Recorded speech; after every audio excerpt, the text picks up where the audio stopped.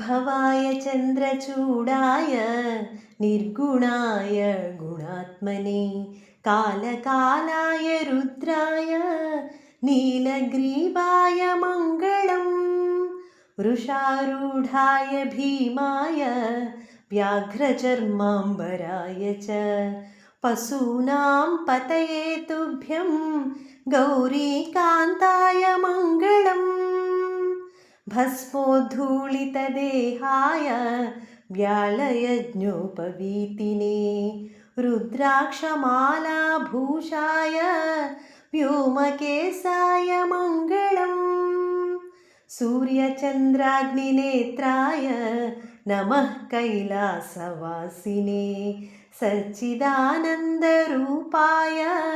प्रमथेशाय मङ्गलम् मृत्युञ्जयाय साम्बाय सृष्टिस्थित्यन्तकारिणे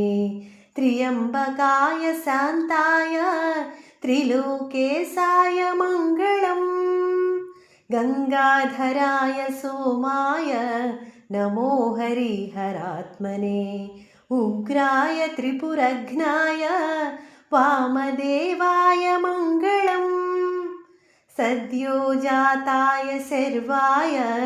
भव्यज्ञानप्रदायिने ईशानाय नमस्तुभ्यं पञ्चवक्त्राय मङ्गलम् सदाशिवस्वरूपाय